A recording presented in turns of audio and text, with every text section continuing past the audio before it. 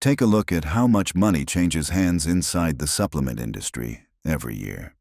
The figure climbs past $177 billion, and the average household in the United States now hands over close to $700 annually for bottles of pills and powders that promise everything imaginable. Most of that investment, according to physicians who actually run the tests, ends up flushed away within a few hours of swallowing. Your digestive system simply cannot break down what has been compressed into a hard tablet of dead, isolated factory-made compounds. And while you stand in the vitamin aisle squinting at ingredient lists nobody can pronounce, 3 ordinary things sitting in your kitchen right now can be combined inside a single glass jar and left undisturbed for 1 week to produce something the pharmaceutical world cannot legally put on a shelf. Total cost lands under $4. Hands-on time runs about 5 minutes. What comes out of that jar is a living, fermented preparation that human civilizations relied on continuously for more than 2,400 years. It only fell out of common practice once someone realized there was no patent to file on a glass container. The 3 ingredients are raw honey, raw apple cider vinegar with the mother, and dried herbs of any kind. Whatever is already sitting in your spice cabinet will do the job.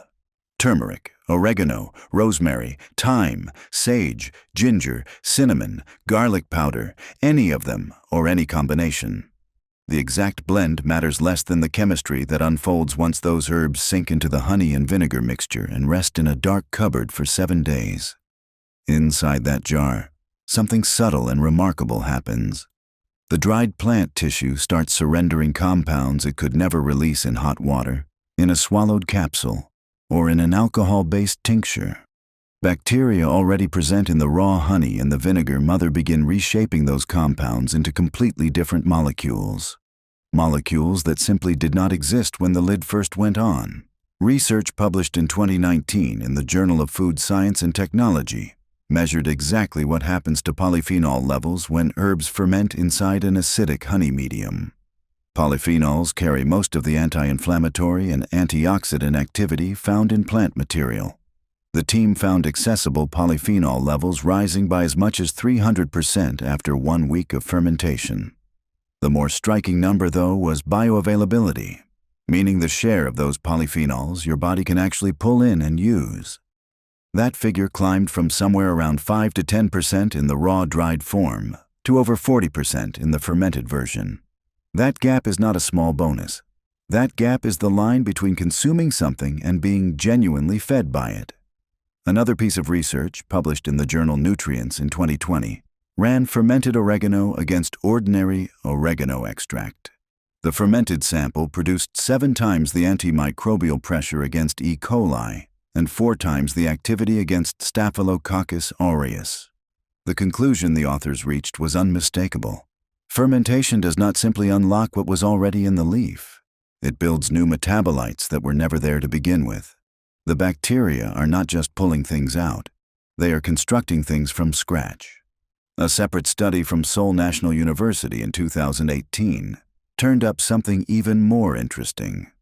Fermented rosemary extract dropped neuroinflammation markers in test animals by 62%. While plain rosemary managed only 19% on the same markers. Fermentation had given rise to a compound called rosmarinic acid lactone, a structure that does not appear anywhere in the fresh herb. The bacteria had assembled it using whatever raw materials were available inside the fermenting jar. None of this is novel research. All of it is recovered research. Korean traditional medicine has worked with fermented herbal preparations called hangwa for upwards of 2,000 years. Practitioners of Ayurveda in India have fermented turmeric in honey for so far back that the practice predates the earliest written records. In Japan, more than 50 different herbs go into a fermented preparation called koso, and recent studies link regular koso consumption to gut microbiome diversity scores roughly 3 times higher than the typical Western diet. Across rural Russia, fermented honey and herb tonics known as spitin served as the everyday household medicine for over 800 years, until the Soviet government swept aside traditional healers and replaced them with state pharmacies in the early 20th century. The modern supplement business took these living fermented preparations, freeze-dried the contents, removed the bacteria, ground everything into powder, packed the powder into tablets, and resold it back to consumers at markups that frequently cross 4,000%. A standard bottle of turmeric capsules can run $25 and deliver curcumin at a bioavailability of roughly 2% without added piperine. A jar of honey-fermented turmeric costs under $1 to produce and delivers curcumin at bioavailability rates the published literature places between 35 and 45%. Now let me walk you through exactly how it gets made. Start with a clean glass jar. Size does not matter. Mason jars are convenient because they seal tightly and survive the dishwasher, but old jam jars or pickle jars will do the same work. Pour in raw honey until the jar is 1/3 full. Skip the squeeze bottle from the supermarket. Skip the pasteurized brand with cartoon bees on the label. Real raw honey is what you need. Most farmers' markets carry it for somewhere between $8 and $12 per jar, and a single jar of honey will carry you through dozens of batches. Add 1 tablespoon of raw apple cider vinegar with the mother. The mother is that cloudy, gel-like cluster floating near the bottom of the bottle. That cluster is your starter culture. Inside it live Acetobacter and Lactobacillus strains that drive every step of what follows. Without the mother, fermentation never begins. You just end up with herb-flavored honey. So inspect your bottle before purchase. If the contents look perfectly transparent, reach for a different brand. Time for the herbs. Dried herbs work better than fresh in this method because their lower water content keeps mold at bay during the 7-day window. You can use one herb on its own or mix several together. Turmeric paired with black pepper is a classic combination, since the piperine in pepper sharply boosts curcumin uptake. Oregano with thyme builds a strong antimicrobial blend. Rosemary alongside sage creates a preparation traditionally aimed at cognitive support. Ginger with cayenne produces warming compounds that come in handy during colder months. The proportion is 2 tablespoons of dried herbs for every cup of honey. Press the herbs down into the honey until every leaf and piece of root sits beneath the surface. No fragment of plant material should be poking up into the air, because air contact during fermentation is exactly where mold gets a foothold. Seal the jar loosely. Do not screw the lid down tight. Fermentation generates small amounts of carbon dioxide, and that gas needs an exit. A square of cloth held with a rubber band works perfectly. A mason jar lid resting flat on top without being twisted shut works just as well. Tuck the jar into a dark cupboard at normal room temperature, somewhere between 18 and 24 degrees Celsius, and step away. During the first 3 days, lift the lid once each day and give the contents a stir. Small bubbles will start forming across the surface. Those bubbles are the lactobacillus turning sugars in the honey into lactic acid. As the lactic acid accumulates, the pH of the mixture slides below 4.0, producing conditions hostile to harmful microbes but welcoming to beneficial ones. Around day 5, the honey looks visibly thinner. The aroma shifts toward something tangy, sitting somewhere between vinegar and warm bread. The herbs darken and release visible oils into the liquid. That moment marks the extraction phase.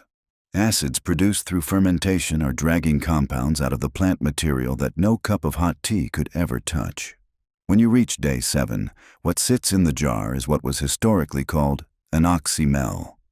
The word traces back to Greek, where oxy meant acid and mel meant honey. Oxymels show up in medical writings as far back as Hippocrates around 400 BC. He prescribed fermented honey and vinegar mixtures for respiratory infections, joint pain, and stomach trouble. Roman legions carried oxymel on long campaigns, treating it as both ration and remedy. Medieval European monasteries kept entire oxymel cellars in much the same way modern hospitals keep pharmacies stocked. For roughly 2,400 years, this counted as ordinary medicine. Right up until the pharmaceutical industry concluded there was no money to be made in something anyone could prepare in a home kitchen for the cost of a few spices. The molecular reality inside that jar is genuinely elegant.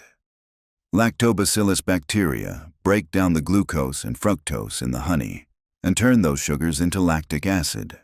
The lactic acid drives the pH down and creates conditions in which pathogens cannot survive. At the same time, acetic acid from the vinegar dissolves the cellulose walls of the dried herbs, freeing polyphenols, terpenes, and flavonoids that would otherwise slip straight through the digestive tract untouched.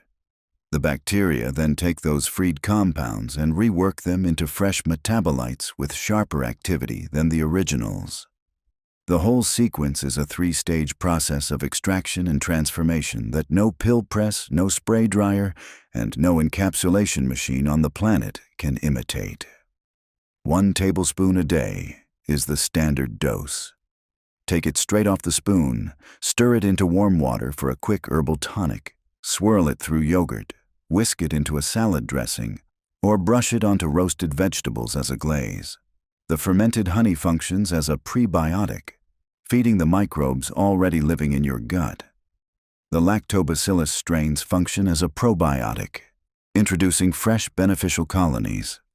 The released herb compounds arrive at absorption rates that no shelf-stable capsule can compete with. A 2021 trial out of the University of Reading compared fermented herbal honey directly against commercial probiotic supplements in a randomized study. After 30 days, the fermented honey participants showed 47% greater microbiome diversity than the supplement group. Inflammatory markers fell by 31% in the honey group, against just 12% on the supplement side. Researchers pointed out that delivering prebiotics, probiotics, and bioactive plant compounds together inside a single fermented medium produced results that isolated supplements simply could not equal. One more piece is worth understanding when you weigh a jar of fermented honey against a bottle of capsules. Buying a probiotic supplement means buying bacteria that were grown in a lab, freeze-dried, and sealed inside a gelatin shell.